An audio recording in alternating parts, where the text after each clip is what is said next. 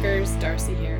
Today we're going to discuss the symbiotic relationship between showing and not telling in deep point of view. If you want to know more about it in great detail, take a look at lesson 29 on thewritenook.com. Kim wrote about it, giving a lot of examples to help you see the difference. See that? See the difference? Haha. Well, anyway, I digress. Kim did a great job explaining it and giving you examples to help you compare what telling and showing looks like, and also compare distance versus intimate with the deeper point of view. So why is this important? Because you want your reader to experience the story. You don't want them to just read about somebody else doing something. You want it to be as if your reader steps into that story world and is going through the adventure themselves. They become the character. Those are the kinds of books that I find the most compelling and the books that I find the hardest to put down, especially at night when I'm trying to go to bed, especially after a long day at work and I know I need to get up early in the morning. But you really want that experience for your reader because they're going to love you and they're going to want to buy more of your books. So it's important that as writers, we develop these skills. That brings me to another point Kim touches on in her article. It's the never stop learning point. She gives an illustration. I'll let you read that. But the crux of it is that no matter how high up the food chain you climb in the world of writing books, you still need to learn because guess what? Publishing standards change like every 15 minutes.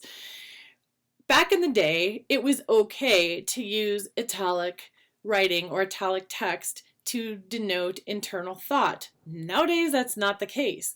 A lot of publishers frown on that. Readers find it annoying. I personally find it annoying and have a hard time reading a book that has italicized internal thought. It still, to me, is somewhat distancing because it means that you're kind of popping in and out of the character rather than jumping into their skin at the very beginning and staying there.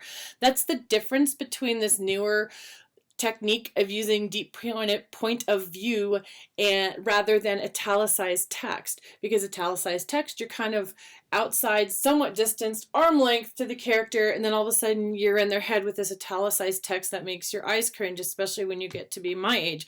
It's harder to read that italicized text. And you're kind of going in and out, in and out, in and out, and that gets tiring and frankly annoying.